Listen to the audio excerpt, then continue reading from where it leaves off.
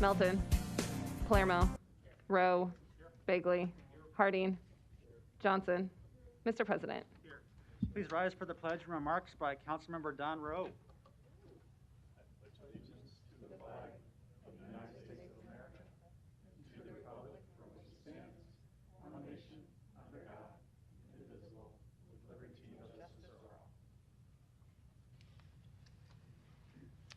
Go ahead and have a seat, if you will. And I will choose, I want to use the mic.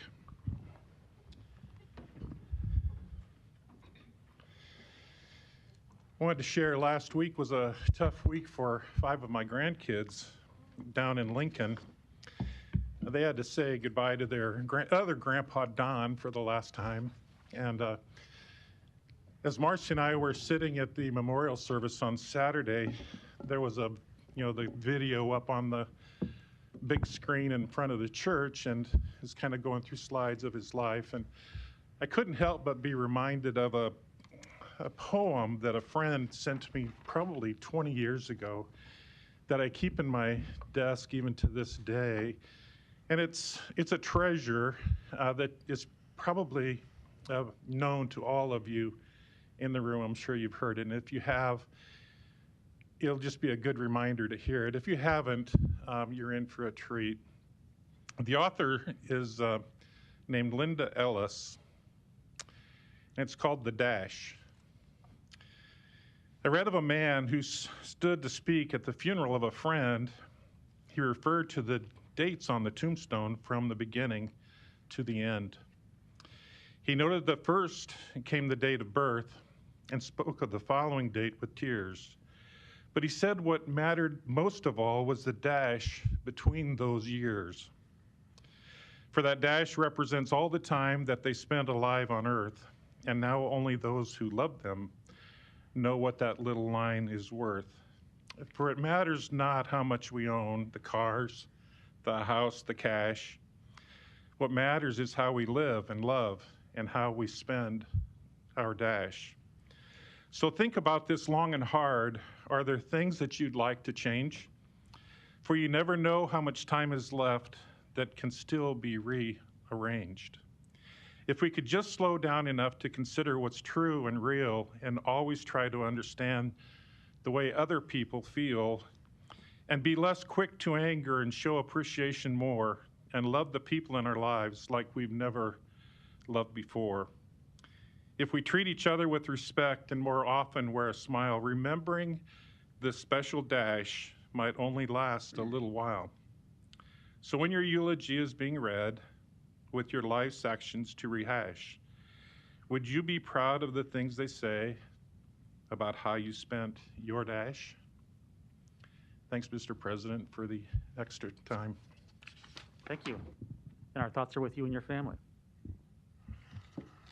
Madam Clerk.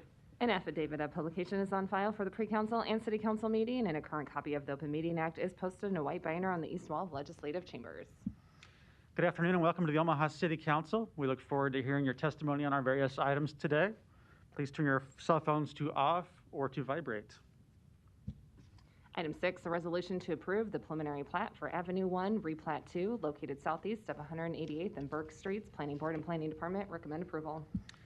Public hearing and vote on number 6 is today. Proponents, please.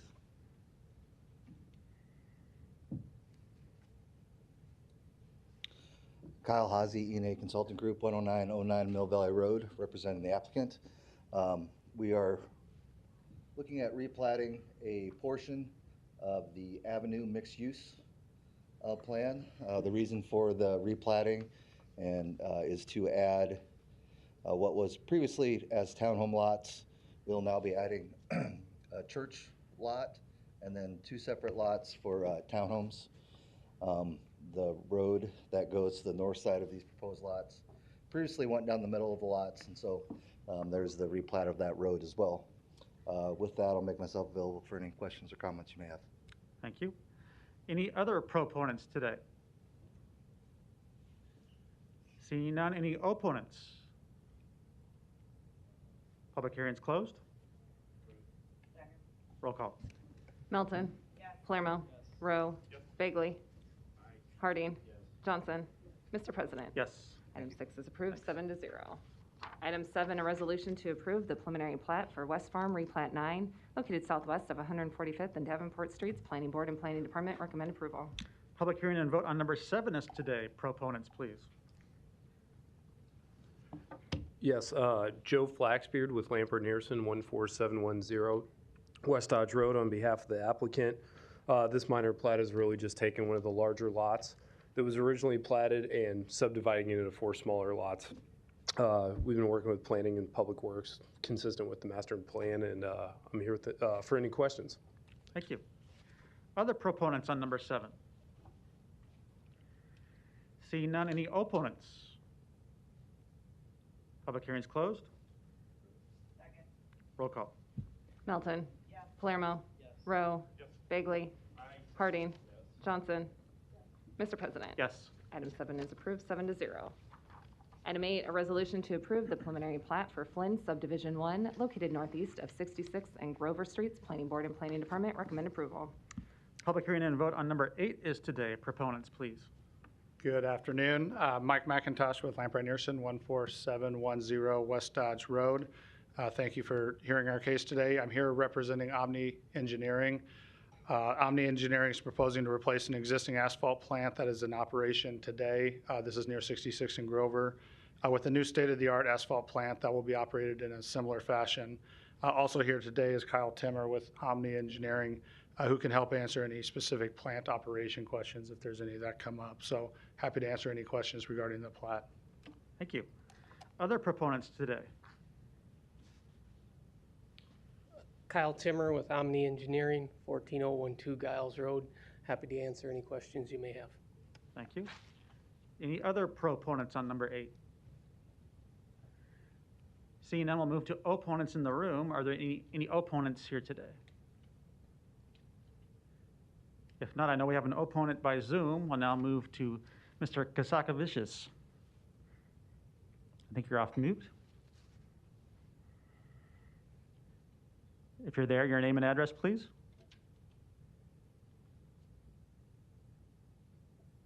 All right, try it now.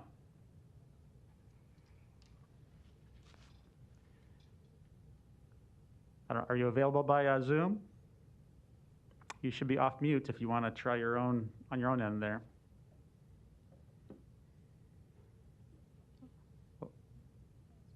All right, I think he's trying. So what we'll do is likely come back to him. In the meantime, I'll ask for any more opponents that might be in the room.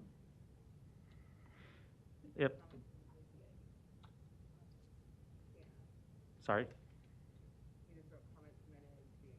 Okay. We do have your comments in your letter that was submitted by email. Would you like to speak today or not? We'll come back to you in case you do, in case you're having technology problems there. In the meantime, I'm going to recognize Councilmember Bagley. Thanks, Mr. President. Either Mike or Kyle, a couple questions for you.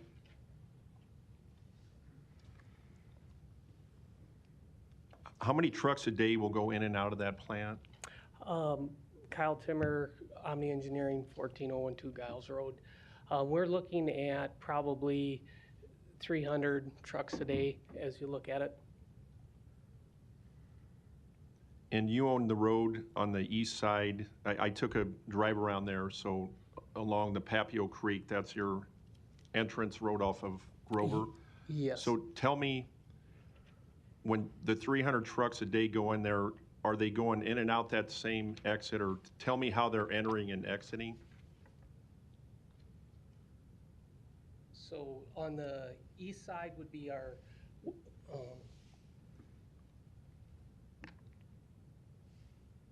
okay. The east side would be our ingress. We also own a section of the west side going out. That would be our egress, our exiting strategies. So it'd be bringing in on the east side along Papio Creek and exiting on the west side. In the past, how long have you guys had that plant there? There's been a plant there since 1969. Okay.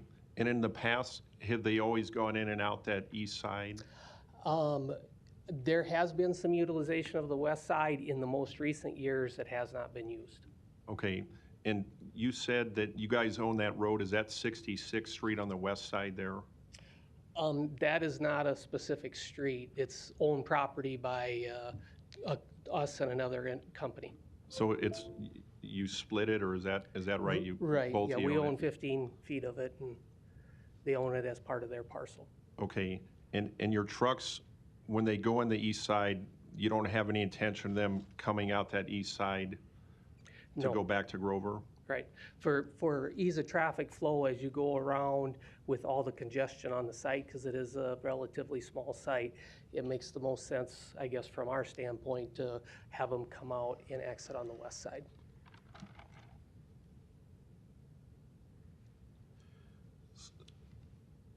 Did you have conversations with anybody beyond the neighborhood there, like at UNO or Baxter, about the air quality from the plant? We had a public meeting at the site that was put out to all the neighboring as required.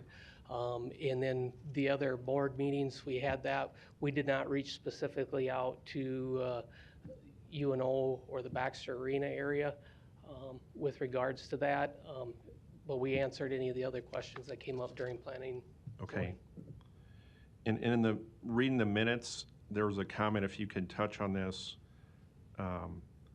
The smell in the truck, traffic flow, and exit strategy has been addressed.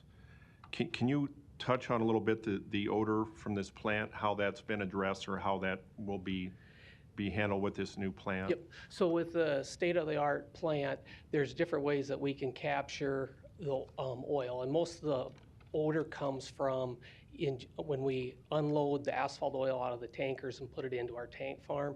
It's not necessarily through the mixing process. And with that, there's charcoal filters and other innovations that are taking care and minimizing what that is. So when there's that beautiful baseball stadium for UNO there now, is air quality going to be a concern with this plant, with that new baseball park there? Because obviously that wasn't there when this plant was built in 1969. Right, understand. Air quality, there isn't air quality issues when it comes to asphalt plants. It was originally on, when the Air Quality Act came into play, it was identified asphalt as a potential. But since then, under the EPA's own accord, it took away that designation. We fall within all the permit requirements governed by the city. We still have air quality permits that we have to attain for the new plant as we move forward, and we'll have to meet all of those specific requirements. Can you differentiate for me the charcoal filtration as opposed to bag house filtration? What the difference is? Okay, the bag house takes care of the process as the material goes through the plant, and it sucks out any of the dust and particulates, and we put it back into the mix. Basically, the charcoal filtration is outside of that at our tank farm that would be used there. Can you speak to the Papio Creek that's on the east side of your plant there? Mm-hmm. Any issues with water getting contaminated with this plant that's being built? I know there's one there now, but with the new one that you want to build with this?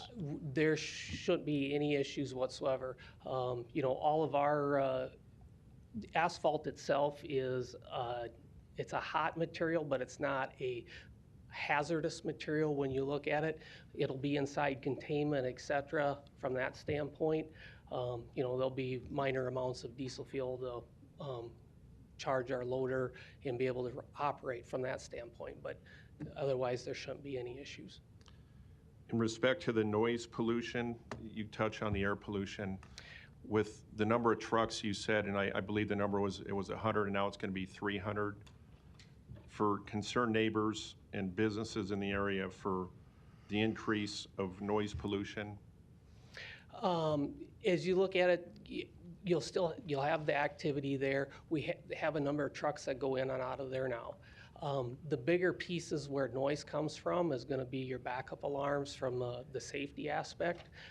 We do different things with those to put in and eliminate the beep, beep, beep backup alarms and make it more of a I'm trying to think of a squawking noise, but it still meets all the criteria to help reduce some of that.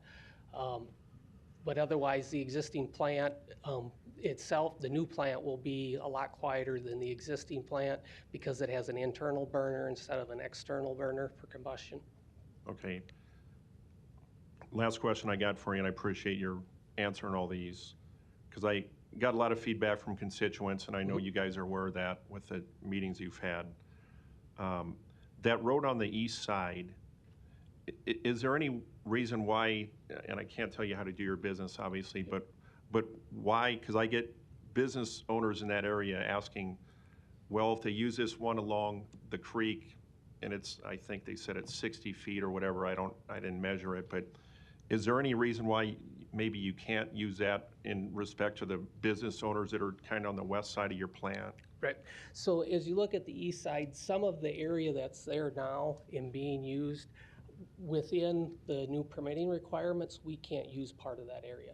We have to narrow that up. So it's going to make it tighter as you bring trucks in and out along that same side. That's because of, our actual property line right now runs along here. Our road is offset inside of that as we have to meet all the specifications there. So that's part of the reason why we can't use it. The other piece of it is for the size of the site, it would require us to bring a road back around. This is an internal operational issue, like you mentioned, but that would cut down on our ability to use the entire site for the stockpiles that we need to be able to do our business. Okay, and you said, so there's going to be 300 trucks going in there every day? Is that a Monday through Friday or Monday through Saturday, or what's the operation? Operation-wise, it'll depend on the jobs and the lettings. So there's sometimes it's night work. I mean, the city requires us to do night work if we get a night contract or a contract with the city. But otherwise, most of the time, it's 5 days to 6 days a week during our summer months. Okay, and this is the last time I'm going to say this is the last question I'm going to ask you, but can you tell me where your other locations are of your plants besides the 66 in Grover? We have one off of G Street and Highway 75, 2991, I believe it is, G Street, and then 14012 Giles Road. Okay, promise, last question. In respect to the state of Nebraska, I know that's Councilman Palermo's district, with closing off F Street, is that going to impact that location down there on F Street? The F Street entrance and exit is our main access to that plant at G Street right now. With the planned expansion of the Kennedy Freeway and 75 going southbound from there, they're planning on eliminating those entrance and exit ramps. So that would definitely affect our operations there. Okay, thanks. I appreciate your time. Can a couple of questions for Public Works?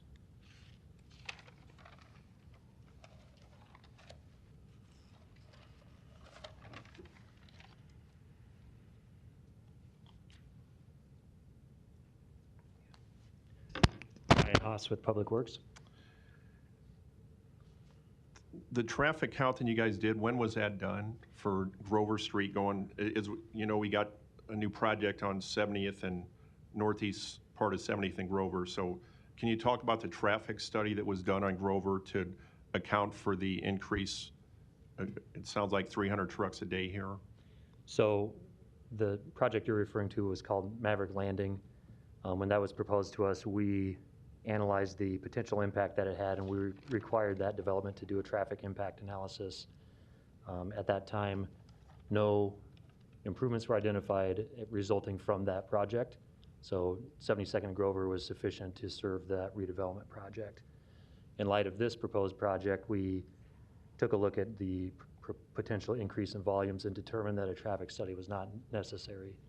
It falls below the threshold of what the city typically requires for a traffic impact study. Okay, so is it fair to say then it's 300 trucks a day instead of 100 with this asphalt plant? If this goes forward, it'll be 300 a day, correct? That's what according to the applicant, that's the overall volume, yeah. And my question is, is that including, just clarify for me, is the Maverick Landing taken into account with that 300, or is there going to be 300 at the asphalt, the Omni plant, and then it'll be more trucks that are going to be going to Maverick Landing. So the Maverick Landing study happened first, and then subsequent to that, we received this application. Okay.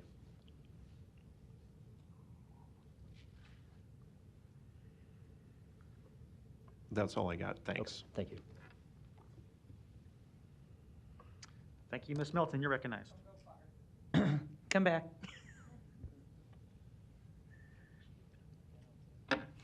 Ryan Huss with Public Works. Thanks. And right now, this plant has been operating since 1969. If we voted no, the plant could still continue to operate, correct? Would that be planning? That's my understanding. That'd probably be a planning question.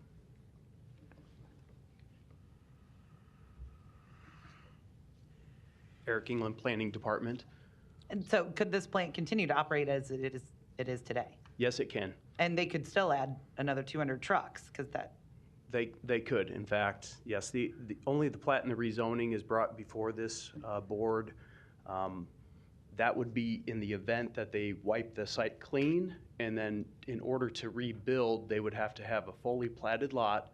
Right now, it's in lands description, so it's not, doesn't have a legal description of, lot 1, Flynn subdivision 1.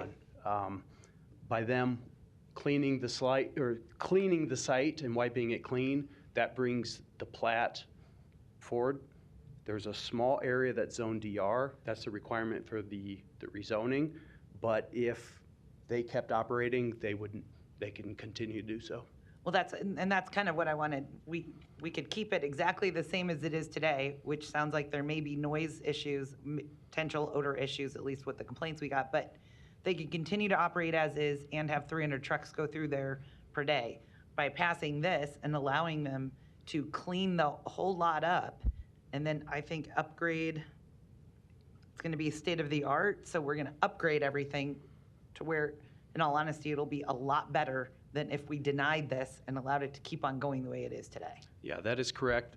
This action would allow them to modernize all of their equipment if they so choose, or if this was denied, they could get building permits to kind of piecemeal and add on to it and still add the trucks, yes. Okay, so by voting on this, we're actually gonna make it a better site tomorrow than it is today. I would say modernized and improved equipment, so yes, I would say improved. Okay, thank you. Yep. Thank you. We're going to go back and see if we can't get to the opponent by Zoom, if we can click back to that screen. Mr.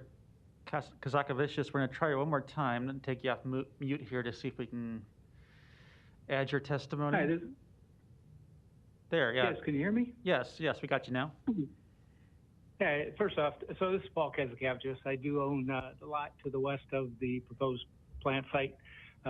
First, thanks to the council for allowing me to speak today. And your address too? I'm sorry? Your address as well, for the record? 15070 Boyd Street, Omaha. Thank you.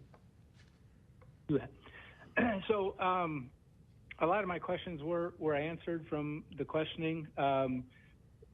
Just a couple more questions there. So one is to the Public Works. When the application was submitted for additional traffic studies, was that done with 100 vehicles or 300 vehicles?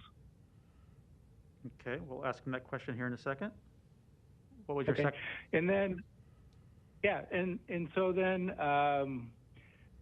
normal hours of operation, I'm not sure I caught that.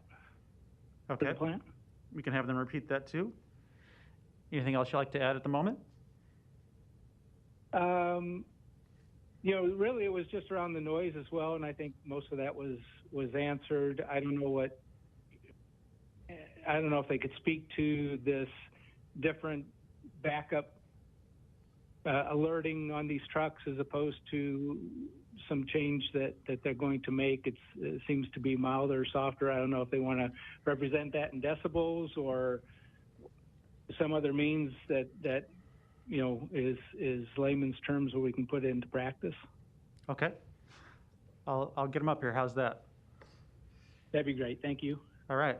So I will, by matter of process, now close the public hearing. But if Public Works or the applicant want to get up and address those three questions for us, the traffic study and the normal hours of operation, and then if there's any calculation on expected noise decibels and such, given the new truck backing up mechanisms, that'd be appreciated. Ryan Haas with the Public Works Department. Don't know specifically what was the intent of the question. I'll just put out for reference. The city's requirements for traffic studies are a proposed new project, which includes a net increase in trips of at least 100 new vehicular trips in the peak hour, the worst case scenario during the day. And even then, sometimes they're required, sometimes they're not. So in this case, we're talking about 200 net trip increase over the entire course of the day. That falls well below the threshold for what we typically require for a traffic study for analysis. Okay. Because it's spread out throughout the course of the day. Okay. Thank you. And then maybe the applicant can address the noise and the operating hours. Just repeat what you said earlier. Kyle Timmer, Omni Engineering, 14012 Giles Road. Hours of operation, again, are going to be dependent on the jobs that we have. Our normal customer base that comes in and picks up asphalt picks up from in the 7 o'clock range through probably about 4 in the afternoon. We would be started up with the asphalt plant before that, so we have mix in the silos waiting for them. So it could be 4 o'clock in the morning through that time frame, and then there would be some nighttime hours based on what contracts that we have if it requires that. And then what was the other question? What might be considered normal hours in that context? 4 to 4 So maybe? probably more the 5 o'clock range to 4 in the afternoon, 4 to 5 in the afternoon would be most typical of what we would run. Okay. Then I think the other question he was posing was the noise on the trucks as they back up. If you could explain that a little more. Yeah, little more with the depth. backup alarms. So, we still got to meet the minimum requirements that OSHA states for our safety. So it has to meet those specific decibels, but it's not to the point of the beep, beep, beep that you hear that gets to be annoying.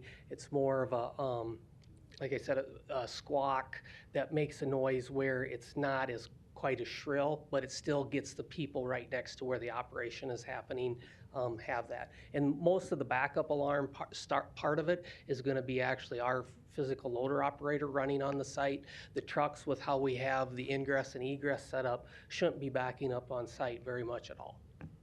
So you feel the noise would actually be reduced from what is currently happening? I would say it will be, because the overall noise from the plant will reduce as well. Okay. Yep. Thank you, Mr. Palermo. You're recognized. Mr. President. There we go. Kyle, come back up, please. Yep. Probably name and address for the record. Yours, there. Yeah, the clerk's going to want your name and address. I'm sorry, I can't hear you. The clerk's going to want your name and address. I know you just Okay, left, but now you're back. Kyle Timmer, Omni Engineering, 14012 Giles Road. Yeah. So our dividing line for District 3 and 4 is obviously Grover Street, Okay. where Councilmember Bagley actually has this business and other businesses. I have the residential neighborhood to the south. Now, I have heard some opposition. Sometimes people feel, well, this business has been here forever, so we just have to live with it. But then changes come along and people know they have a voice and they say, well, maybe it's our time to say something. So I had a situation similar to this where development or a special use permit was approved, and regardless how this vote goes today, take this with you. Some of them backup alarms, they have them swisher alarms now, and those who complained about at least that backup alarm, which is constant. And unfortunately, if you're running a 24-hour operation at sometimes, those houses that are less than a block away, it might limit that noise they would hear. So again, I understand you've been there, people get used to it, but it doesn't mean it's right. And when you come in and you make changes, I mean, sometimes they're good, sometimes they're bad. But when I hear traffic counts, I instantly go to the amount of traffic, because if you're making changes, I assume, knowing that you know in your business what could change on other plants not being able to fully operate as you would like them. With the equipment you're putting in, I imagine there's a top end amount of what you could push out for trucks. So although it sounded to me like you're going from maybe 100 to 300 with the new equipment you're putting in, change of the road, added extra piles, what could you see this plant and the truck traffic bringing? I mean, I would say at the 300 truck count a day with material coming in and the material leaving the site, that's going to be a good average for one of our busier days. Could it be higher than that? We could have more mix going out during certain days where the truck count of the asphalt would be higher, but if we have the stockpiles available, we can manage how that truck count is. I mean, if you look at a couple hundred trucks a day, and if you would say average 25 ton a load, because material trucks coming in haul 30 ton, our asphalt wet trucks going out haul anywhere between 18 to 22 ton. So math on that would be 200 at 25 is going to be about, that's an extra 5,000 ton a day, Okay. right? So that would be, we wouldn't even get to that point. I mean, unless the economy of Omaha takes off so greatly and we have a bunch of asphalt work to do, I would find it hard to believe because we aren't even anywhere close to that right now on a single day. So that batch plant, now maybe that's not the right terminology, but the production that would come out of there, you don't see it increasing more than the 300 traffic count of the trucks in and out, based on what that plant could make in the 24-hour period. Right. If it was running 24 straight through with full production, it could do that. But I don't see our economy as that right now with where it's at.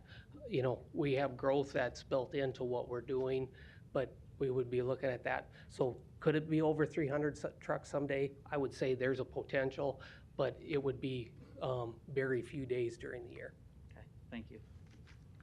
Thank you. Mr. Bigley, you're recognized. Thanks, Mr. President. I just wanted to thank, I spoke to several property owners and business owners down on Grover Street, and in this position that I've been in for going on, whatever, 8 or 9 months, I always hear from constituents and neighbors and businesses, but very rarely do I hear from developers or people that have a vested interest in projects. And I'm learning this, that it really resonates with me that there's a lot of things that I did in this item, this agenda item, talking to staff, talking to neighbors, but I never did get outreach from anybody beyond the business owners and neighbors that were on record why they oppose it. So I just want to make that observation and comment for people listening that it's important to engage your city council representative when there's agenda items that could be impactful and controversial on an agenda, because my 6 colleagues and I, we do our homework, but it's always good to hear from people that are on the agenda and get the perspective on the business side or the developer side on what they're going to do. So I just wanted to make that comment for the record. Thanks, Mr. President. Thank you. There's no further lights. Is there a motion?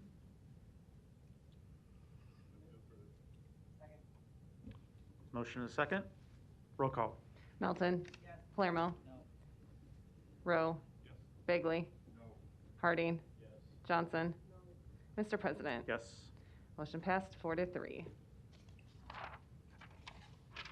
Items 9 and 10 can be considered together for property located southeast of 189th Street and Bedford Avenue. Ordinances to rezone this property from DR District and R4 District to DR District and R4 District. Planning Board and Planning Department recommend approval. Public hearing and vote on items 9 and 10 are today. Proponents, please. Seeing none, any opponents? Public hearing is closed. Roll call.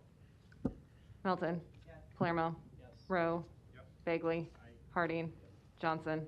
Mr. President. Yes. Items 9 and 10 are approved 7-0. Item 11, an ordinance to amend the boundaries of the MCC overlay district to incorporate into that district the property located southwest of 90th and Maple Streets. Planning Board and Planning Department recommend approval. Public hearing and vote on number 11 are today. Proponents, please. Seeing none, any opponents?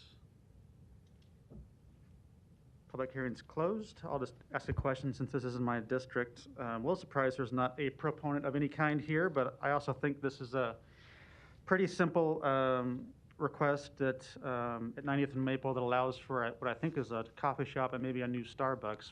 Would that be correct, Mr. England?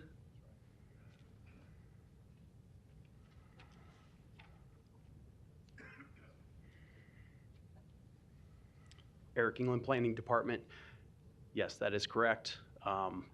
Oftentimes when there is a plat or a rezone or a use permit and the adjacent corridor is designated for an MCC, Major Commercial Corridor Overlay District, staff requires that an application is made to apply that overlay. It is only a benefit to have that MCC overlay in place. It brings in higher building design requirements, higher landscaping requirements, so it is always a benefit. All right, thank you. And I might just reinforce maybe a similar comment then that we do expect applicants to be here for City Council agenda items. Should there be any questions from council members or opposition from the public? That didn't occur on this one today, and I'm okay with that because I think it is a fairly simple project and it is beneficial to the corner, but I wanted to note that as well. I can't make a motion, but I would take one now. Motion to approve in a second. Roll call. Melton. Yes. Palermo. Yes. Rowe. Yes. Bagley. Aye. Harding. Yes. Johnson. Yes. Mr. President. Yes. Item 11 is approved 7-0. Item 12, an ordinance to approve a major amendment to PUR Overlay District located at 6405 Center Street. Planning Board and Planning Department recommend approval. Public hearing and vote on number 12 is today. Proponents, please. Kyle Hazy, E&A Consulting Group, 10909 Mill Valley Road, representing the applicant. The property in discussion today is on the corner of 64th Avenue and Center Street in the Exarban neighborhood. It is the location of a new Access Bank. I don't know if you guys have been by there recently, but it's a nice looking building. The additional PUR request that we're looking for is for the location of the monument sign for the building. I believe this is a reasonable request based on the size of the lot and meeting the urban design guidelines for the city, which I'd like to see the building pushed up against the property line along Center Street, so it leaves a little room for that monument sign. With that, I'll make myself available for any questions. Thank you. Other proponents on number 12? Seeing none, any opponents? Public hearing is closed. Roll call. Melton. Yes. Palermo. Yes. Rowe. Yes. Bagley. Aye. Harding. Johnson. Yes. Mr. President. Yes. Motion passed 6-0. Harding abstains. Items 13 through 15 can be considered together. Item 13, an ordinance to approve an amendment to the urban development element of master plan to move the present development zone boundary at various locations. Planning Board and Planning Department recommend approval. Item 14, an ordinance to amend Section 31-259 of the Omaha Municipal Code to establish a new schedule of interceptor sewer fees. Item 15, an ordinance to amend Section 10-313 of the Omaha Municipal Code to establish a new schedule of ASEP fees and to amend Section 10-315 to update a list of ASEP projects. Public hearing and vote on items 13, 14, and 15 are today. We thought it'd be beneficial to have a short presentation by the Planning and Public Works Departments on these items as they represent an important concept in city development and planning. Mr. England, you're recognized. Yeah, so I'll start it off. Eric England, Planning Department. We have member. Madam Clerk? It's all together, I think, yeah. Are you requesting such? I'm asking for a clarification. Okay, the intention is one vote. All right, thank you. All right. Okay, Eric England, Planning Department. Good afternoon again. So yeah, this has been a collaborative effort between Planning and Public Works Department. So we do have staff from Public Works here that'll go through a presentation. I just wanted to kick it off, and really not only is this collaboration between our departments, but really the development community as a whole. The master plan requires a periodic review of the present development zone boundary when the sanitary interceptor sewer element is updated, which is generally every 3 to 5 years. We got a little delayed here this go around. COVID kind of set it back, but we've been working on this for a while. So the review is to be based on analysis of historical data, current trends, projected needs, and the availability of infrastructure. So this information is used to program sanitary sewer extensions and other public improvements and facilities needed to meet projected growth demand. The proposal would add nearly 6 square miles from the future development zone into the present development zone. This area, which staff will show in the presentation, the exact location, but this is entirely in the northwestern portions of our jurisdiction. It's outside the city limits, but it is within the extraterritorial zoning, plating, and permitting jurisdiction. So I will leave it at that, but planning is available for questions, and I'll kick it off to Jim Tyler and Adam Wilmus with Public Works. Thank you. Jim Tyler, City of Omaha Public Works. Eric said pretty much everything that needed to be said. Adam Wilmus is going to start with a short presentation. Ryan Haas will follow up, and then people will be available for questions. He has some slides. I'm going to pass those out so you can look at those when he's presenting. Thank you.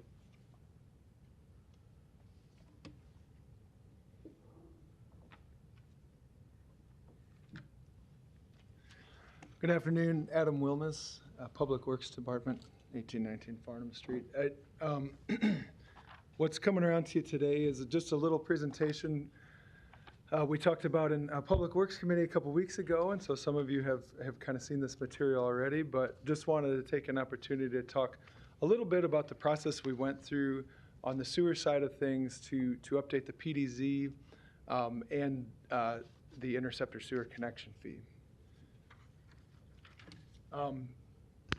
Just want to give you some key highlights, little background on what we're talking about, what was the need, give you a brief overview of the process, where that process ended up, and then kind of the end result of where we're at today of that map of the PDZ expansion. So just right away, the highlights, really the present development zone or the PDZ in the interceptor sewer connection fee schedule, these things work together.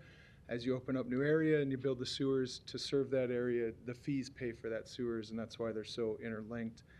The single-family residential fee, as I'm going to explain in just a little bit, has been modified how that's calculated. That's been done based on feedback that we've received to support affordable housing. These proposed updates were presented to Planning Board on January 5th. We did receive support from the development community and MOBA. That was adopted 7-0, and so of course we're here at Council today for our third reading. We are recommending, as I may have mentioned, this was an update that was done in-house, and we are recommending a fuller master plan update in 2023. What I'm showing you here is it's right out of the municipal code. It's our current fee schedule. We are in the 2019 and thereafter, so we've had a couple years without a fee increase on interceptor sewer connection fees. And what I'm showing on the left there is just kind of give you a sense of historically, this was taken from the last 10 years, where the fees have come from. So just over half of these do come from a single-family residential. Again, these connection fees are paid as part of new development, and they're paid at the time of the building permit.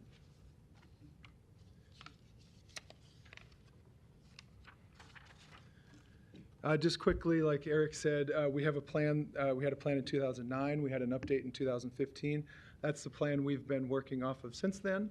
We did have a flood in 2019 and then a pandemic, and so our work to get this out has been a little delayed. But we're here before you today to introduce kind of the updates to that plan. Just quickly, what we did, we did a really in-depth analysis of historic costs. As you probably are aware, construction costs, material costs, labor costs have all increased pretty substantially since our 2015 plan. And so we really wanted to take a close look at that. Some of our projects that have been completed since that plan have been over the estimated costs, and so we wanted a more accurate look at what it really costs to extend these sewers. We looked at pretty close details I'm showing there about the sewer routing, how they're getting from point A to point B. And the third bullet point's really critical. We really want to try to balance PDZ expansion with fee increases. And they work together, and so we were trying to find that right balance. And to do so, we worked a lot to reach out to developers and home builders. Their input led to what we're proposing today and what's on the agenda. Their input was critical. It led to changes, and it really led to where we're at today. So that was really important. As far as the updates themselves, there is an updated fee schedule. That's what we're here to talk about today. The single family, the big change in the single family is it's been changed from what historically was a flat fee per unit, or per home, to a sliding scale based on the size of that home. Okay, so now where a small house and a large house would have paid the exact same previously or even today, that will change based on the size. A smaller house will pay a smaller fee and a larger house will pay a larger fee. This was brought up in our outreach to developers and builders as a way to promote affordable housing. And we focused on the single family residential as kind of the main revenue source of this fund, and then we applied those changes, equivalent increases to the other categories. The commercial, industrial, multifamily are increasing at an equivalent rate. Of course, we're updating the PDZ, and as I said, these were really based on feedback that we received. All right, here's my complicated slide that you probably can't see. The top part is just, again, it's just a copy right out of the current municipal code. It shows the current fee schedule. It just shows that we're in this 2019 and thereafter. The middle part here is really what we are proposing under the same kind of calculation method. So you got 15 through 19. It's showing 20 and 21, as I said, no fee increases were happened in those years. What we're proposing is a 2022 through 2025 fee schedule. The proposal to open up the PDZ that was requested is an increase of $350 per year in the single family residential. And so that's kind of that middle table. Once we got the feedback on changing how the fee was calculated based on size, Ryan Haas and I, we looked back 10 years historically. We looked at the size of the homes and different things, and the fee schedule on the bottom, where the single-family residential fee is based on the size of the home, is meant to be revenue neutral to the table just above it. So an equivalent to $350 a year as a flat fee would bring in the same amount of revenue to this fund to support the sewer extensions as what's ultimately being proposed in the ordinance of a fee that's based on cents per total square foot. And that's what's shown at the bottom. And then I will just wrap up to show, as Eric said, this is all kind of focused in the northwest Omaha area. If you can see the map, I apologize, I'm sure the streets are a little difficult to read. But in the 2015 plan, the areas in gray were brought into the PDZ at that time. Since then, there have been some variances granted, and those are kind of shown in hatch. So there has been development that's gone outside the PDZ, thus kind of the need for this update. The area in yellow is there are sewers under construction today to serve this area, and then the area in purple, again, close to another 2,500 acres, is supported by this fee schedule to fund the sewer extensions that will bring these areas into the PDZ. And I will leave it at that, and I'm here to answer any questions you might have. Thank you.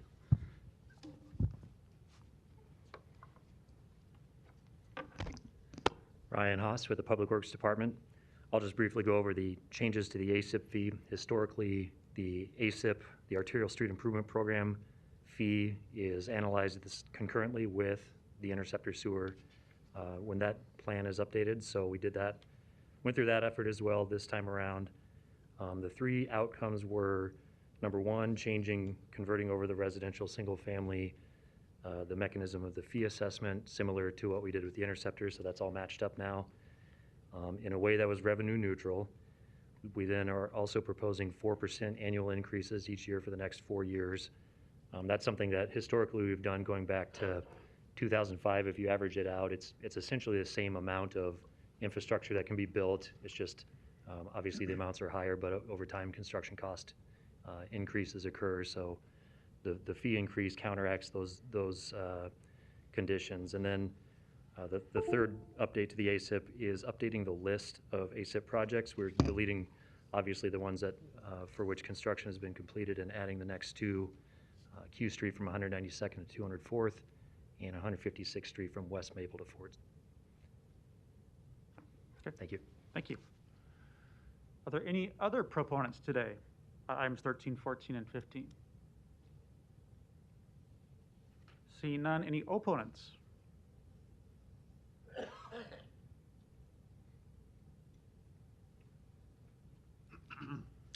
Good afternoon, Larry Storr, 5015 Lafayette Avenue, 68132, Omaha. I'm opposed to number 13. I guess also 14 and 15. It's a little difficult to read between the lines as to how those are all related. But also, I have to read between the lines of number 13 only that this sounds to me like we're amending a plan, but we could also amend it again next week after we vote or don't vote today. Makes me wonder if you're moving into my neighborhood. When I hear the roar of the truck, are you going to do something in my neighborhood? There's no vacant lots, but I guess that doesn't matter. It doesn't say that it's for sewers. It doesn't say it's for tax increment buildings, financing buildings. Mr. Bagley says, yeah, people need to be tuned in or down here so they can kind of gather what we're talking about. I'm really confused because the rules on the front page kind of talk about a presentation. They talk about proponents, opponents, presenters, what's the, applicants. So there's 4 categories. We started off with proponents, and then we had a gentleman do a presentation. So I get confused, I'm sorry, but there are times where the proponents seem to get to come back more than once for a total of 10 minutes maybe, or at your pleasure, they can come back. Now, I come up as an opponent when I'm an opponent. There are some people that like to come up as proponents when they're really opponents, simply because they can come back up. And they can maybe talk twice. But they can also talk if you choose to invite them to talk. We had a long session last week because of that. But I am definitely an opponent. And I think you need to change how you process your own rules. Read the front page where it talks about presentations. These are all on a separate page. It doesn't imply that this is a presentation, but that's the way it works. So go ahead, ask me to come back up or answer some questions. Feel free. Thank Any you. clarification on what I said? Thank you. We appreciate your testimony, Larry. Any other opponents today? Thank you. Seeing none, public hearing is closed. Mr. Harding, you're recognized.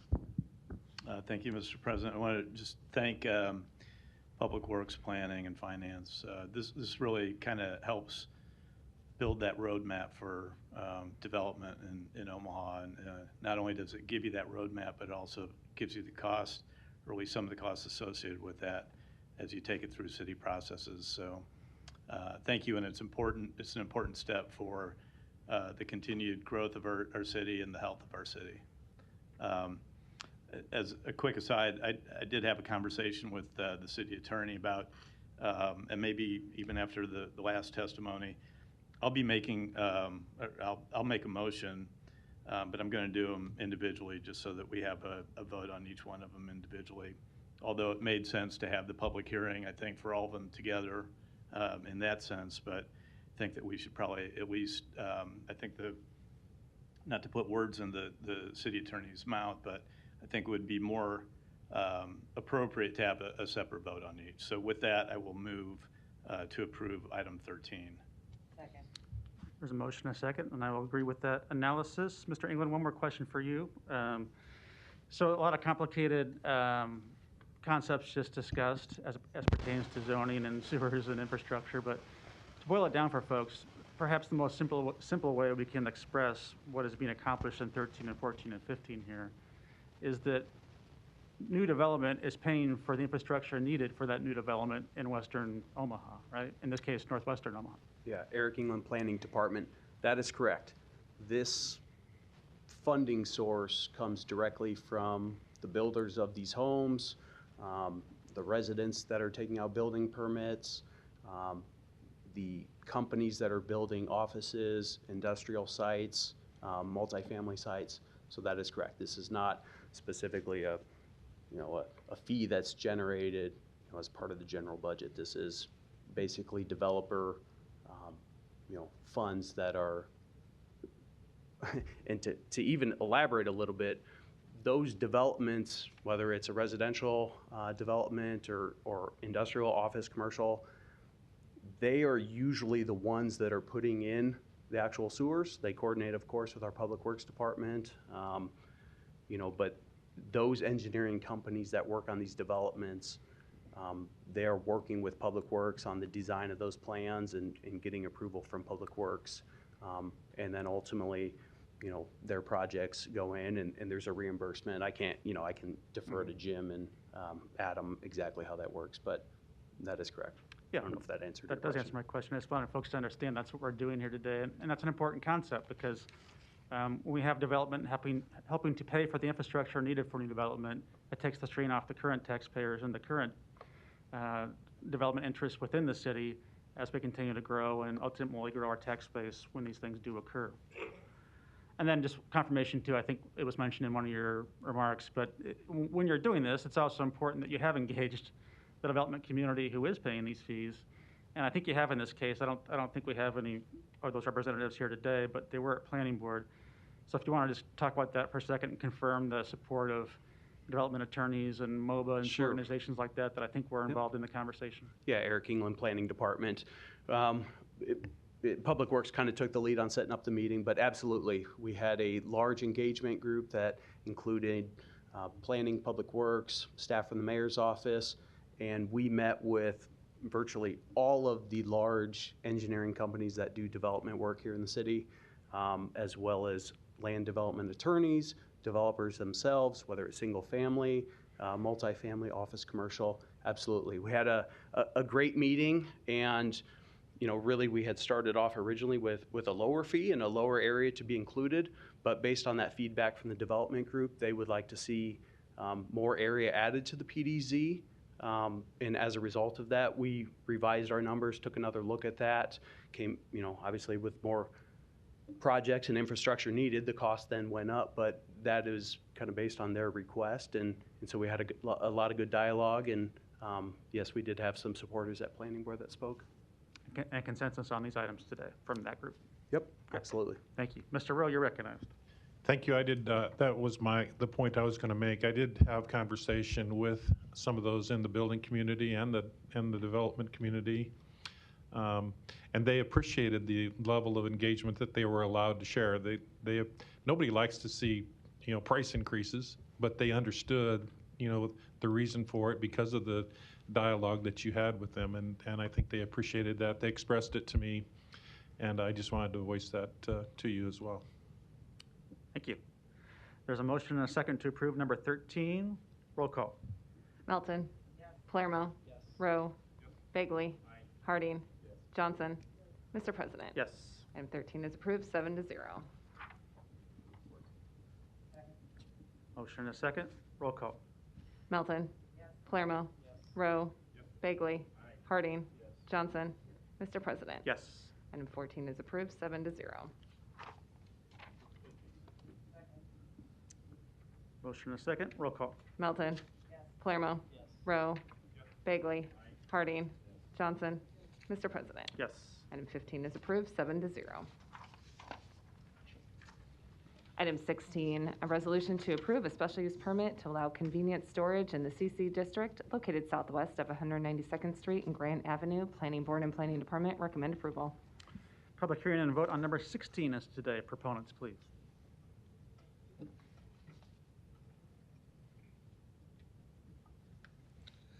Kyle Hazy, E&A Consulting Group, 10909 Mill Valley Road, representing the applicant, Jeff McGregor, who is also in the audience and will be following up and speaking after I'm done. I'm just going to give a quick overview of the site. As mentioned, it's in the northwest corner of 192nd Street, which is shown here on the map. We have Grant Avenue to the north, and Blondo Parkway is on the west side of the property. We are looking to, the area is currently zoned CC. We are looking to apply a special use permit for convenience storage on the site. We'll have 6 buildings, convenience storage buildings as they go down the hill. And then up in the northwest corner, there'll be an office, and portion of that office space, or connected to the office space, will be some conditioned indoor storage as well. And then we'll have a gate on the west corner once we get past that area. We have provided sidewalks along the adjoining roads, and then well-screened landscape as required by municipal code. The east side of the property, you can maybe see better in the aerial photo.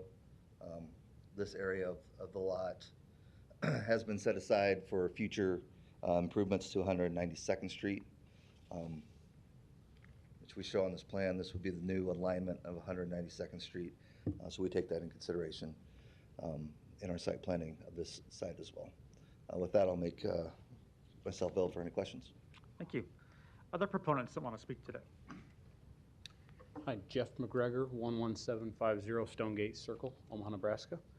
I just wanted to call attention that we have achieved unanimous approval at Planning Commission for this. Before we went to Planning Commission in October, I did a neighborhood meeting where I invited everybody within a 300-foot radius of the property out to the mark and reserved a room and kind of went over the plans with them. Only one household did show up to that meeting.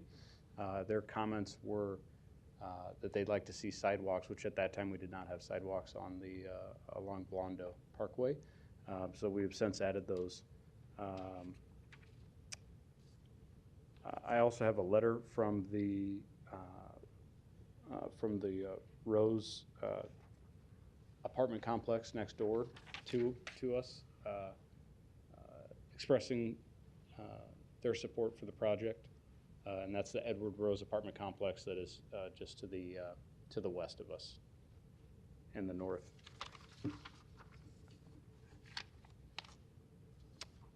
As I kind of look at some of the conditions for the approval, the first one notes that we need to submit a revised landscape plan, which we have done.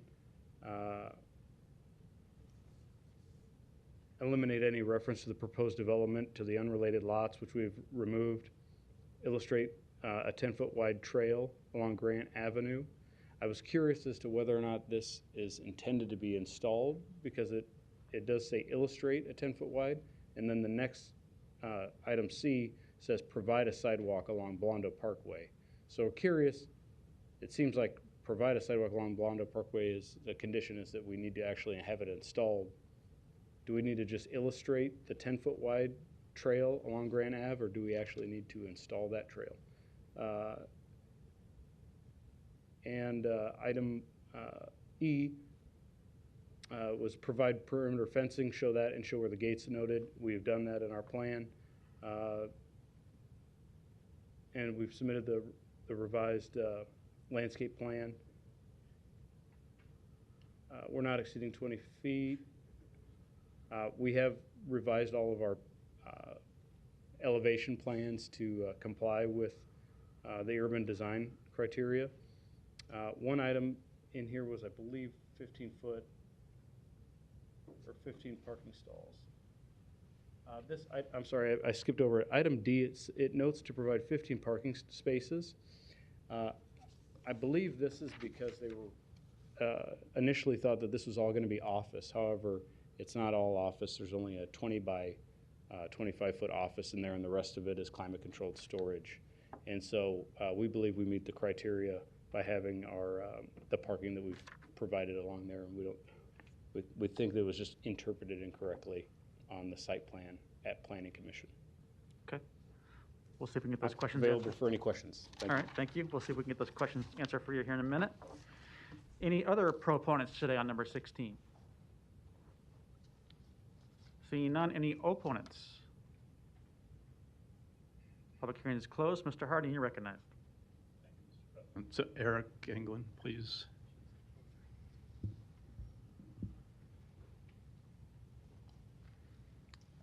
So Mr. McGregor had a couple questions about some of the conditions that were required prior to coming to City Council. So I was wondering if you could clarify the questions that he had on that, on those 3 items, I believe it was. Sure, yeah, Eric England, Planning Department. Sorry, I'm just looking down at the rec report here on my phone. So the 10-foot wide trail along the south side of Grant Avenue is required. So that was maybe not the best wording in the recommendation report. We were making sure that the site plan was revised to show that, but yes, it does need to be provided. All of the other items have been adequately addressed with the updated landscape and site plan, because that would have needed to happen before we would have scheduled this to come to City Council. So, so specifically as it relates to the 15 parking stalls? That is correct. So what, are they required or not? The facility is required based on the amount of office space in that building. So much of that was due to, there was a previous office, larger office that's in the grayed out area.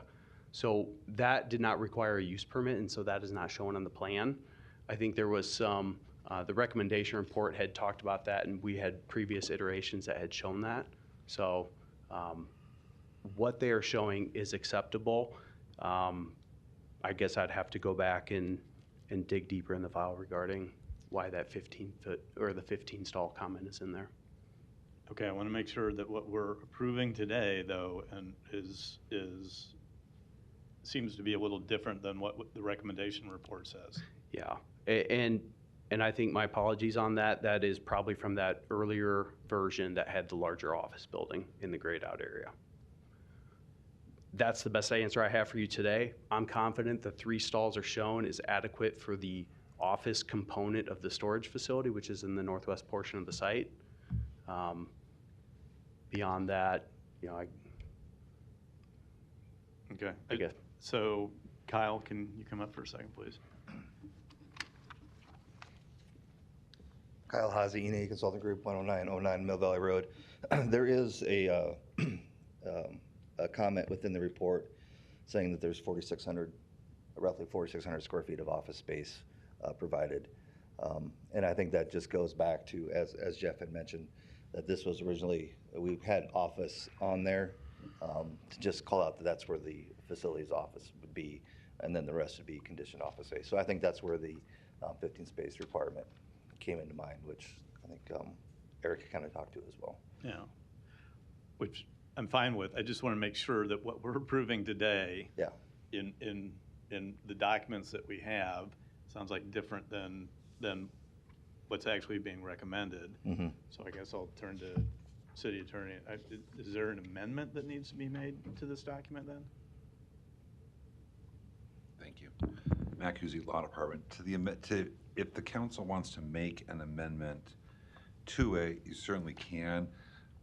I'm not clear if an amendment actually needs to be made, but for, I guess, completeness, if the council would feel more comfortable with having that, so the most accurate information is out there, I think that can be done as well. Okay, Jeff, let me ask Jeff then. If approved as we have on the record, maybe that's a better way that we can also accomplish this. Are you comfortable with what's been said, what's required by the planning department on the record today, rather than having to maybe amend the conditions? Yes. Okay. If you're comfortable with that. Yes, sir. You're comfortable with that, Eric? Okay. And is that a motion?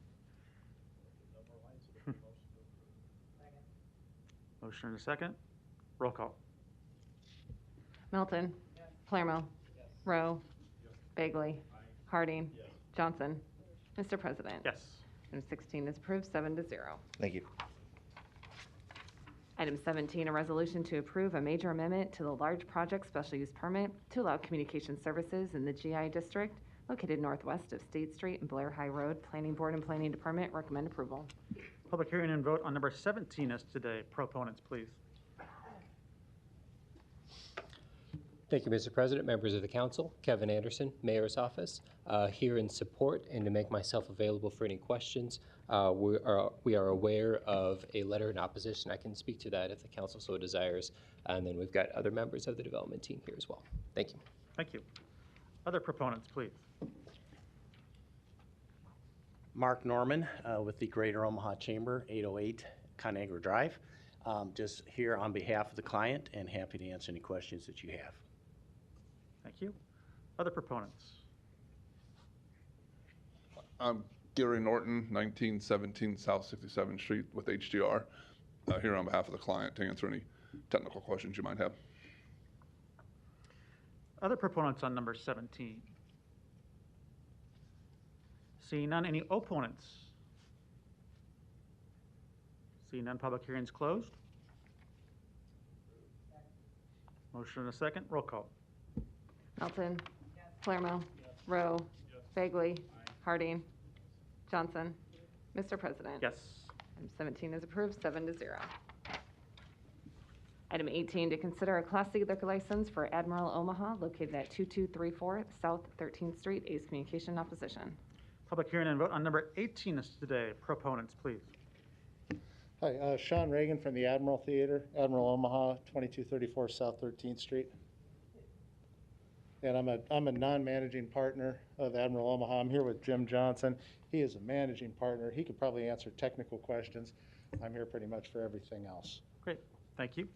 I like your mask too. Pardon? I like your mask too. Thank you, thank you. All right, other proponents today. Jim Johnson, Admiral Omaha, 345 South 70th Avenue. Here for any questions? Thank you. Are there any other proponents on number 18? Seeing none, any opponents? Public hearing is closed. Mr. Bagley, you're recognized. Thanks, Mr. President. Jim, a couple questions for you. I'll start with you, I guess. Okay. That's the old Sokol Hall, Yes, correct? Sir. So as I'm driving the area, I see a lot of the work that's been going on down there, and I think it's great that you're redesigning that building for future use. Can you talk a little bit about the security for the establishment and the building you're going to have there for events you'll have? Security will be similar to how it's always been done. I've been doing concerts there for 26 years now. We will have a combination of T-shirt security and off-duty Omaha officers. Okay. And do you have other establishments or other businesses that you own in Omaha? Yes, I have several businesses up in Benson, the Waiting Room, Reverb Lounge, Krug Park, the Sydney, and then also the Bourbon Theater in Lincoln. Okay, so you have pretty good experience in the events you're doing here at the old Sokol Hall yes, as well yes, as sir. around, so, okay. I know there was a letter in opposition. A resident up the street on Martha Street was just concerned about people urinating around his house, or so you can address that. At least you'll have security on site that can Yes. deal with that. And we've also added about 20 bathrooms, so. Okay, hopefully- great. I was reading that in your report. I'm glad you brought that up, because that's something, when I went to prom there in 1987, it was a little different building, but you invested a lot of money, and that hopefully will address the issues that neighbors were concerned about with security and other issues. Yes, we've had, complete renovation of the facility. Okay, thanks. Best of luck to you. That's right on Councilman Palermo in my district, but he might have some comments. But I welcome to District 3. I wish you the best of luck. Thank you. Thank you. Prom in 1987, huh? Okay. Mr. Palermo, you're recognized. Yeah, geez, that was a long time ago. Thank you, Mr. President. And yeah, thanks for taking on this venture. Obviously, a lot of money invested in a very historic building, in a part of downtown that's, thriving and a lot of stuff going on. So since you've been in this business a while, I think you know what has to be put in place to alleviate some of the concerns from the neighbors as far as trash and that sort of thing. Maybe patrol the neighborhood a little more, and I'm sure we can take care of some of these problems that we've heard about on other occasions. But I'm not pointing the finger at you if you had the building before at some time, but maybe not fully managed it. So. Well, we've never ran the building. We just used it as a rental hall at that time, and then had the opportunity to buy it about a year ago. Yeah. So had events there, but not fully in charge of it. Yes, Is that correct? yes. Okay. But now you are. Yes. And you know how to make this successful and also to make the neighbors happy. So Absolutely. I hope that you'll do that. Absolutely. Thank you. And I would just add, having had experience with Mr. Johnson as an operator in the Benson area in particular, and the many businesses he does own there, that he recited that it has gone very well, and he knows what he's doing after 26 years, and I have full confidence that he'll make the Sokol a successful operation for the city too. Thank you. I did want to ask, is there a gentleman in the back that was intending to testify? Yeah, I was going to step up when you asked for objections. I just had questions. Come on down, I'll recognize you, since I think you didn't have a chance to come down for that. Then your name and address, and if you're a proponent or an opponent. I'm for it, is dependent on the questions, pretty much. Name's Ed Black, 2201 South 14th Street. I happen to live right around the corner from the business. Over the years, all the concerts that have been there, I'm one of the people that end up with all the trash in my yard, or just the loitering, people peeing in my yard. So it's the same question as Vinny was touching on. What are they going to do to address those issues? Or, the problems that come from if they're going to be serving alcohol, the problems that come when they leave there and then they get into my area. The destruction of property that we see, that's rare. But these are all stuff that happens there. So that was the only questions I had towards them, is how they plan on addressing that, more than anything. Thanks. So I'm glad we brought that up too, and maybe you can exchange business cards on the way out to make sure that that goes okay as a neighbor. And Yeah, absolutely. I mean, we always want to be good neighbors, and we're invested in the neighborhood and want to invest more in the neighborhood. So we definitely would like to keep all the neighbors happy. Great. Thank you. No further lights. Is there a motion? Second. Roll call. Melton. Palermo. Rowe. Bagley. Harding. Johnson. Mr. President. Yes. Motion passed 6-0. Melton abstains. Thank you. Thanks. You bet. Good luck. Item 19, to consider a Class D liquor license for NP Mart 13 located at 901 North 24th Street, Suite A. A is a request from the applicant to postpone this item to the February 15th meeting. There's been a request to postpone for 1 week and continue the public hearing. Is there a motion? Motion to lay this over, continue the public hearing. Roll call. Melton. Palermo. Yes. Rowe. Bagley. Harding. Johnson. Mr. President. Yes. Motion passed 7-0. Consent agenda. Any member of the City Council may cause any item placed on the consent agenda to be removed. Items removed from the consent agenda shall be taken up by the City Council immediately following the consent agenda in the order in which they were removed, unless otherwise provided by the City Council Rules of Order.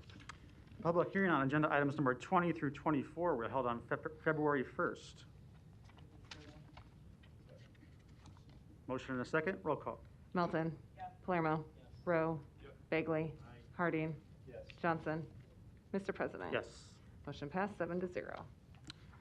We've had a request to remove number 33 from the consent agenda, so we'll start with items 25 through 32. The public hearings on those agenda items are today. If you wish to address the City Council regarding those items, please come to the microphone, indicate the agenda item number you wish to address, identify yourself by name, address, who you represent, and if you are a proponent or an opponent. Items 25 through 32. 25 through 32 first. I apologize, my hearing isn't 100%. Susan Ann Koenig, 1266 South 13th Street, appearing as a proponent of number 33. Okay, so we're going to get to that next, Susan, so I'll call you back up. Thank you. So we're doing 25 through 32 right now. Any proponents or opponents? Good afternoon, Mr. President, sitting members of the council. Deputy Chief Anna Colon, Omaha Police Department, 505 South 15th Street, and I'm here as a proponent for item number 32. Great, thank you. Any other testimony on 25 through 32? Seeing none, public hearings are closed. Roll call. Melton. Palermo. Rowe. Bagley. Harding. Johnson. Mr. President. Yes. Motion passed 7-0. Item 33, a resolution to create the Little Bohemia Business Improvement Area Board. Okay, we have the public hearing on number 33 now. So now we'll take proponents. Susan, if you want to come back up. Thank you, council members. Susan Ann Koenig, 1266 South 13th Street in Little Bohemia, on behalf of Koenig Dunn Law Firm and the applicants here today. Also appearing today with me is Lewis Smith of Dundee Bank. Also in support, Colleen McClay, McClay Development, Jeff Pappas, Bohemian Gardens, and did I say Lewis Smith, Dundee Bank? Yeah. So, and Carolyn McBride, Rebel Interactive. I live and work on South 13th Street in the heart of Little Bohemia, right off 13th and William. Last year, our law firm celebrated 20 years of having our business there. I grew up walking distance from there, and it's been thrilling to see the revitalization in the past years in the area. And our priorities going forward would be the safety first for our neighborhood. We're also interested in promotion and beautification, but safety is our number one intention.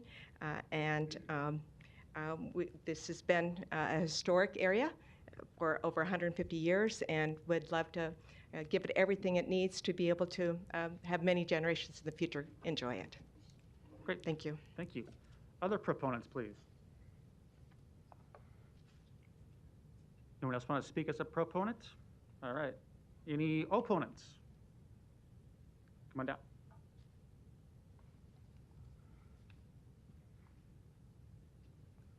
Kim Kalkowski, 1502 South 10th. I don't know that I'm an opponent, but I'm just wondering, because I don't know what legalities are. For a business improvement area board, that is, by necessity, has to be appointed by the mayor? Okay, that was it, because I'm just concerned that being appointed by the mayor, although it says, I live in the neighborhood, I'm from South Omaha, I would take a great interest to it, as many of my neighbors would, and I can't see that any of us would ever be appointed by the mayor, so it would be business interests only.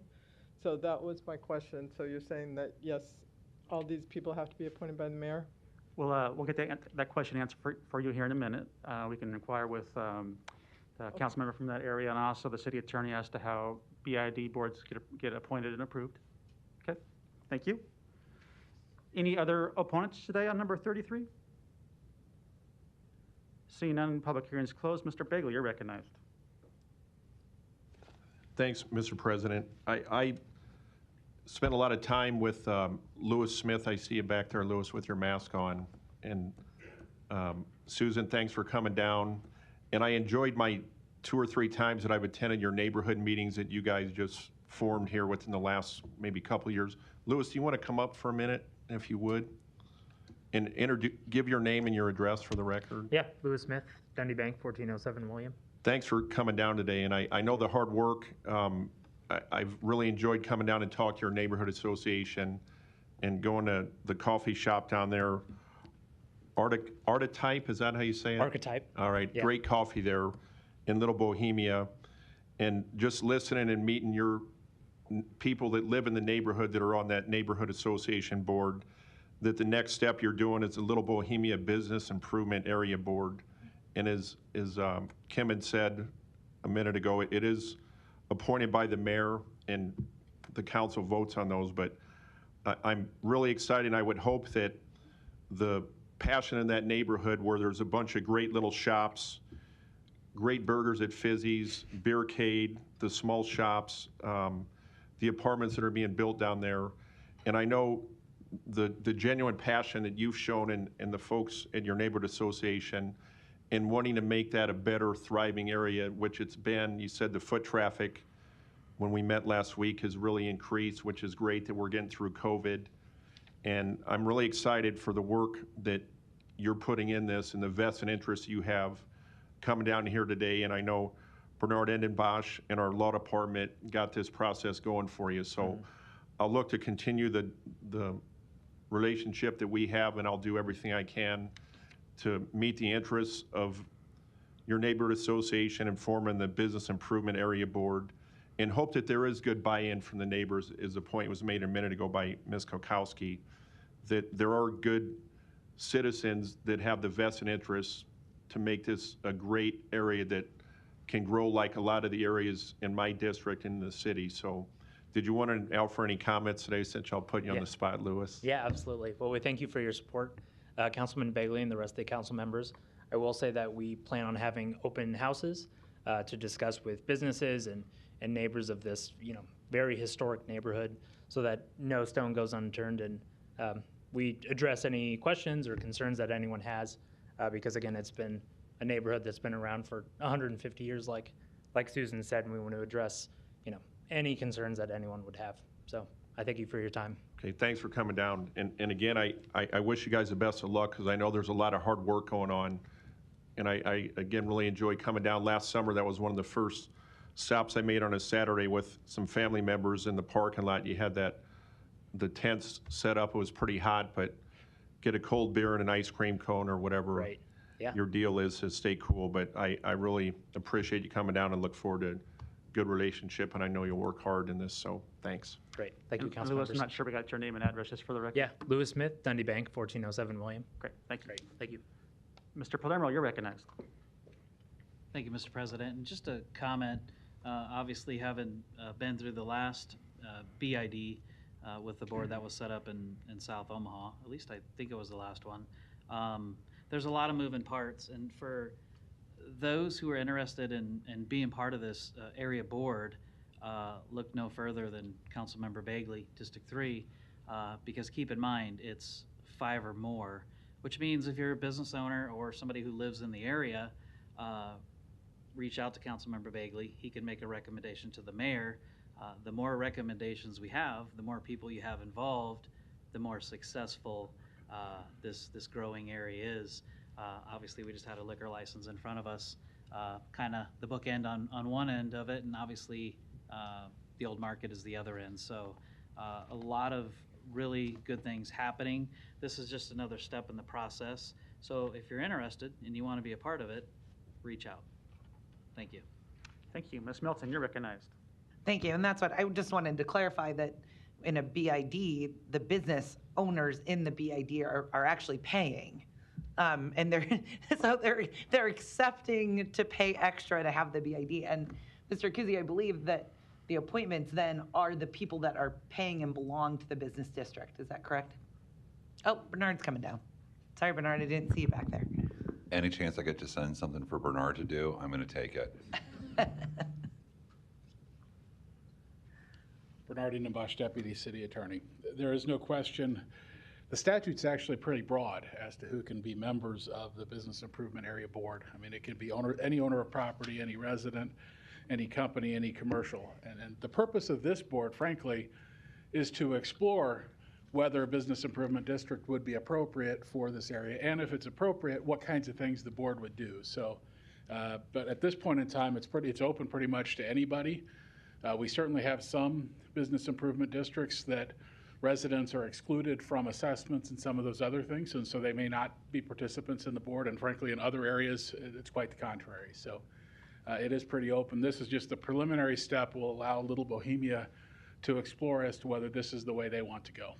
So at this point, then they'll have meetings, and I know the BID meetings are open to the public. So, and I think what I heard from Louis Smith from Dundee and also Susan, that those will be posted. So then Ms. Kilkowski would be able to attend and maybe be a part of getting, that, you know, if she wants to be a part of that, those will be open meetings? Sure. And when I meet with people who are interested in forming a business improvement district, and there's no question that the board itself is appointed by the mayor, confirmed by the city council. So I think Mr. Palermo's advice approaching Mr. Bagley about people was good advice. The reality is, in order to create a business improvement district and in order for it to be successful, you have to have support of the people who live, work, reside in the area. So part of the discussion that I had with Mr. Smith and the other people that were interested in creating it is, you need to have public meetings, you need to have it open, you need to allow people to participate, because if you don't, and the first time people hear about it is when they get notified about the hearing before the council to create a business improvement district.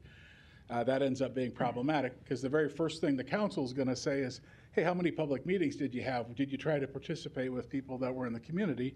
And if the answer is no, as you know, that obviously will cause some concern for the members of the council. So absolutely, I encourage people to do it. They've obviously indicated that that's their intention. And frankly, it has to happen. Otherwise, the business improvement district, the times that they have failed to be created, and there are a handful of those that have occurred, it's generally been because there hasn't been that effort to reach out to people in the community. Oh, thank you very much, Bernard. Thank you. Just wanted to clarify that for everyone. And if I could, Susan Koenig, could you come up just real quick?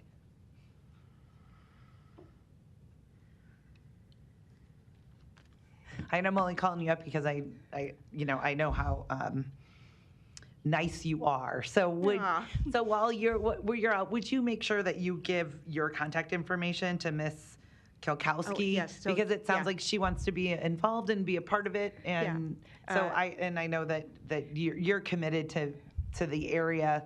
I've been to your firm many a times. It's a wonderful place, and I appreciate everything that your firm has kind of done in that area to keep it thriving. And so Julie Kalkowski has been a long-time public servant of our city, and I consider her a good friend. So if she doesn't already have my contact information, I'll make sure that she has it. But for the record, Susan K.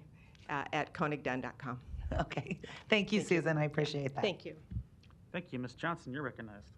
Yes, Bernard, if you could come back up, please.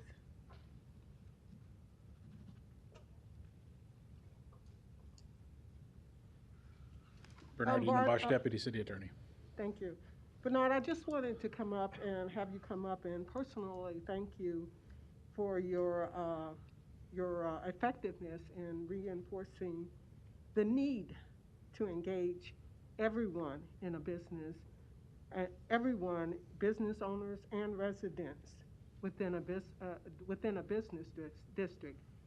I kind of like how you provided us with, what a good business district look like when we do this, and how effective that business district is when this happens.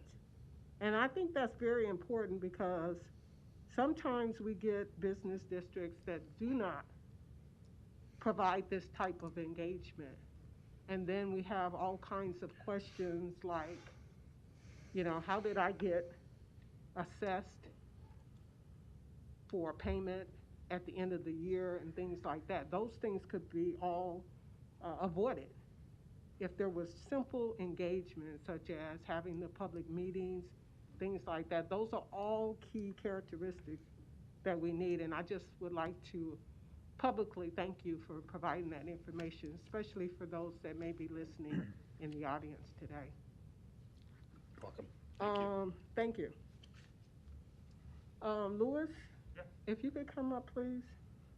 I also would like to personally thank you for sharing the information that you are going to go within your neighborhood and engage not only the business owners, but also the residents. I think when we engage people into conversations about things that will impact them ultimately in their day-to-day lives, then it makes them be a part of the political process. It causes them to feel like they have opportunities, and it embraces them to be a part of the solution rather than be against what's new and what change is about to happen that ultimately could be good for the area. So thank you for that. Yeah, thank you very much.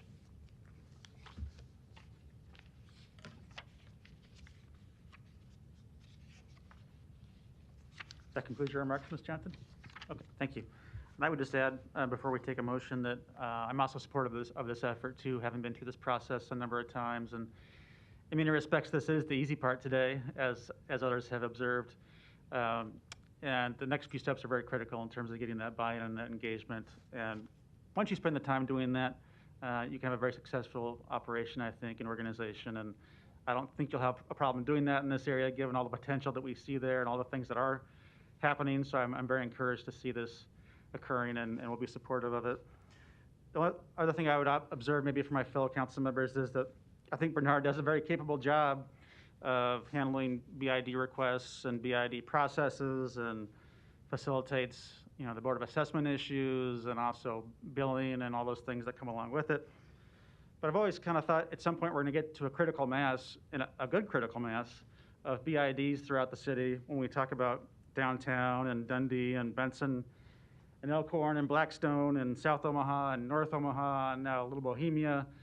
And I can think of many other areas where this would be great too, whereby it might be beneficial to have another person at the city who could help be a coordinator of such BIDs and help facilitate their work that maybe isn't also a city attorney during the day. Not that we wouldn't appreciate Mr. Hindenbosch's experience and ongoing involvement with it, but it just seems to me that could help in many of these with their work and how they operate, and have that go seamlessly in the future. So something to think about. Having said that, there's no further lights. Second, roll call. Melton. Palermo. Rowe. Bagley. Harding. Johnson. Mr. President. Yes. Item 33 is approved, 7-0.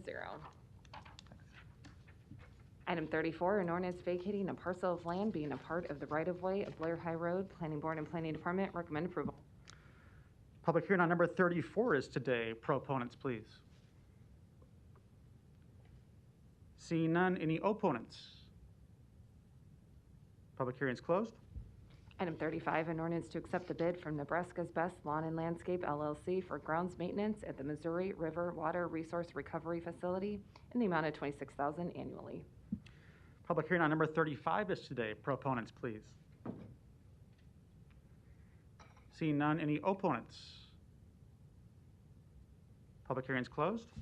Item 36, an ordinance approving amendments 5 and 6 to a grant award contract with the Nebraska Department of Natural Resources for the Combined Sewer Overflow Program.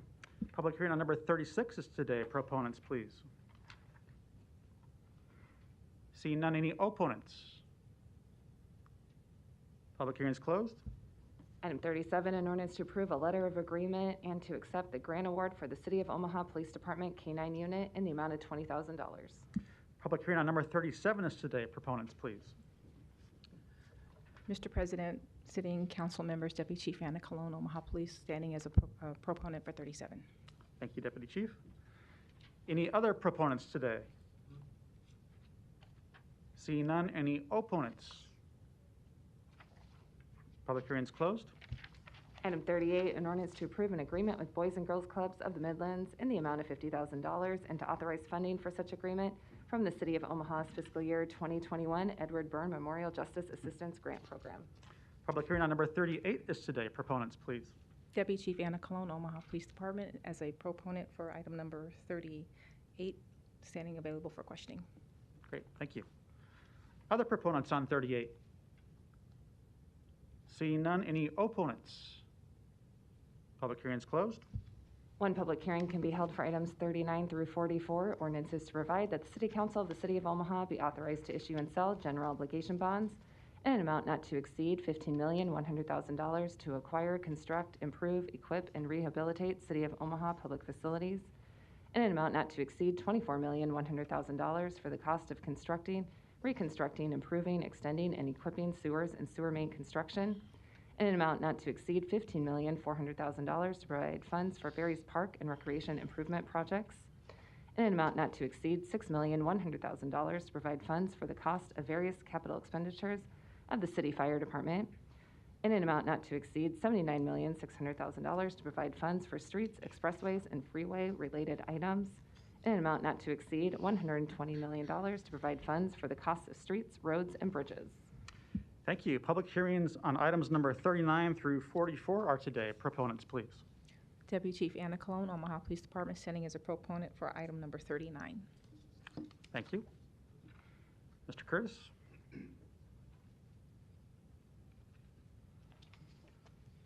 Steve Curtis, City Finance Director.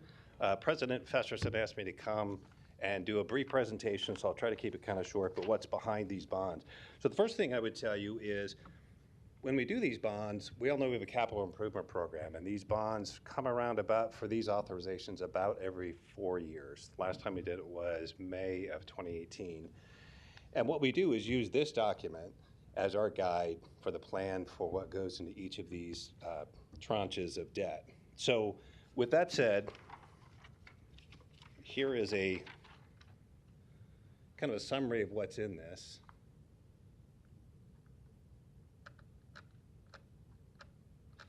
Make it a little bigger so you can see it. Roughly $260 million are in this. Of that, $120 million are the new street preservation bonds, and we'll talk about those in just a second. But you can see that it follows the normal CIP structure.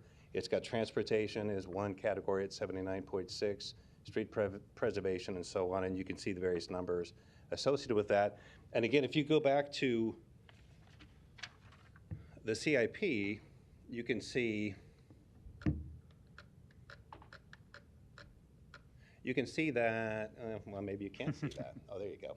You can see that this is the back page, page 182 of the last CIP that was passed. And you can see there are the 6 numbers that coordinate with the numbers that we put on here.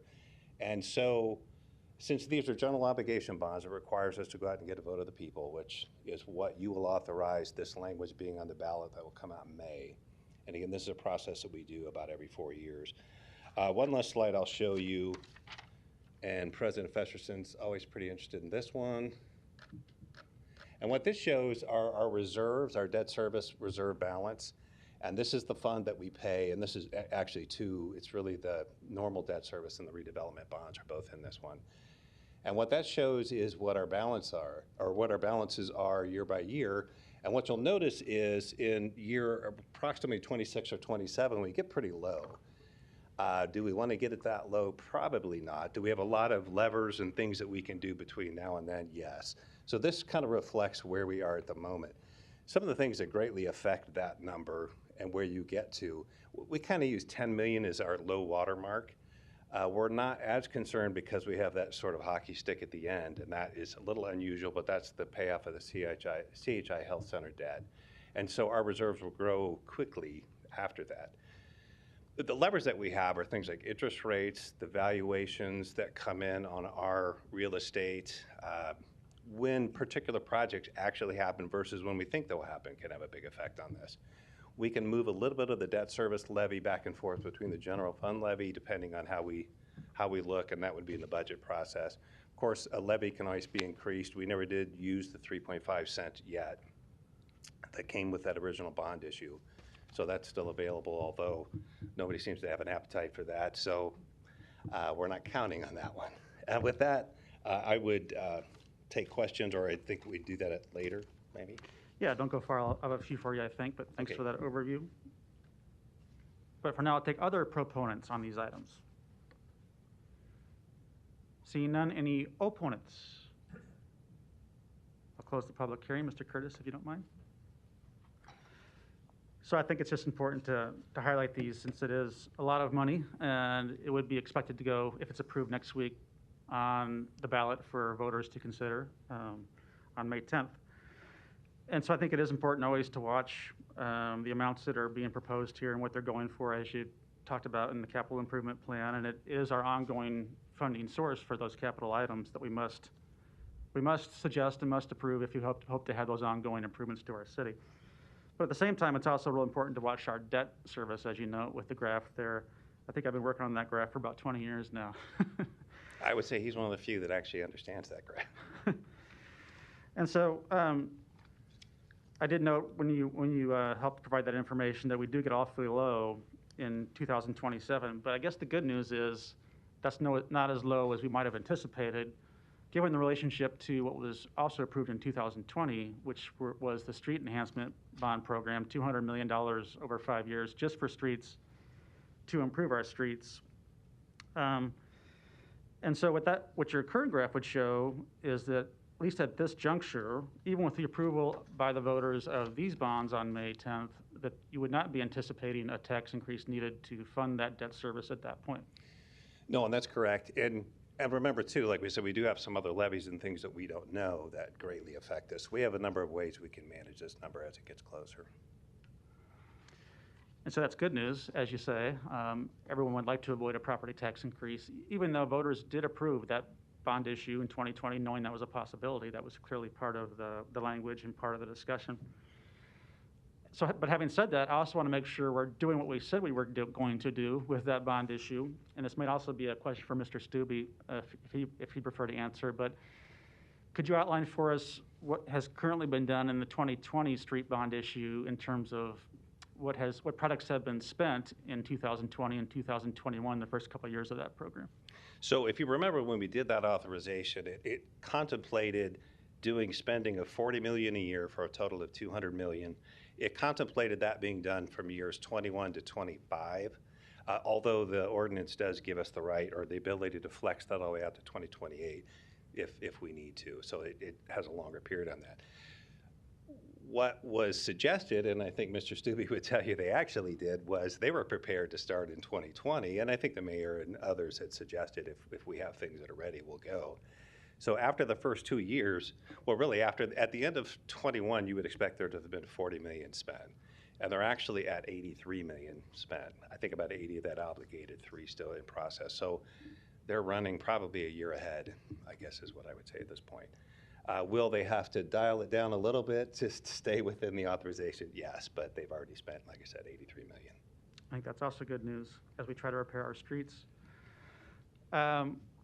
And then that enhanced bond authority for our streets also would have to be renewed at some future point, just not right now with these bonds, correct? Well, and actually it is, if you think about it, because what we did, knowing that this covers the years 22 to 27, the authorization that we got with the 200 million ended at 2025. And so we went ahead and put a couple of years of that one to sync it up with the rest of these. So it'll be more on this 4-year cycle after that. So there's this 120 million that you see on the second line is new authorization beyond the 200 million. Okay.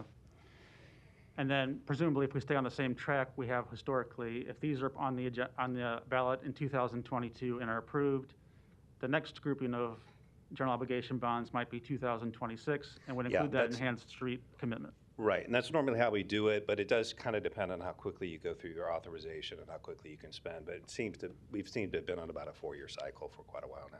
Okay.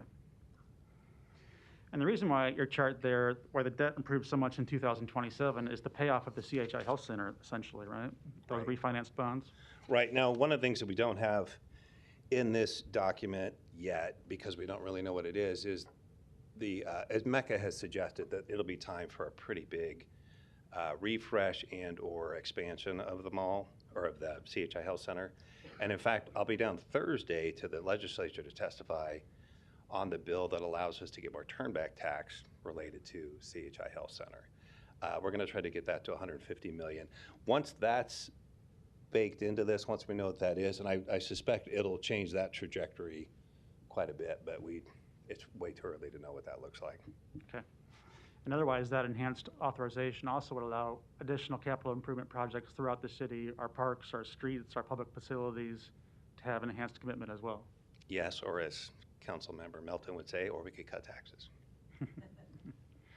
But yes, you'll have all those options afforded to you in a couple of years. Great.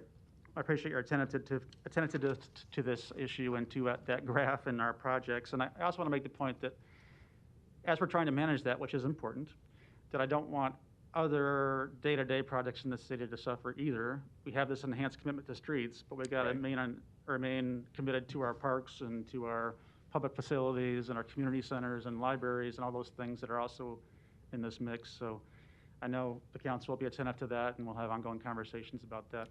Well, and as you know, the driver of that primarily will be the CIP, which those conversations will start pretty soon, I would suspect. Right. Great. Thank you. Thank you. No further lights. Next item. Item 45, an ordinance to amend Section 23-177 of the Omaha Municipal Code to amend the pay range for the employment classification entitled City Council Chief of Staff. Personnel Board recommends approval. Public hearing on number 45 is today. Proponents, please. Deb Sander, Human Resources, here to answer any questions. Thank you. Other proponents, please. Seeing none, any opponents? Seeing none, public hearing's closed. I'll just thank Ms. Sander for working with us on this as she looks to, and the HR department in general looks to work on all of the salary scales throughout the city, of which this is one.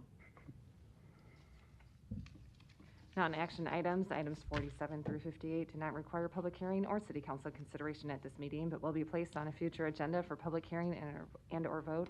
The reason for non-action is noted after the item on the agenda, as well as the date the item is expected to appear in an agenda for consideration. Second, roll call. Melton. Palermo. Rowe. Bagley. Harding. Johnson. Mr. President. Yes. Motion passed 7-0. Meeting is adjourned at 3:51.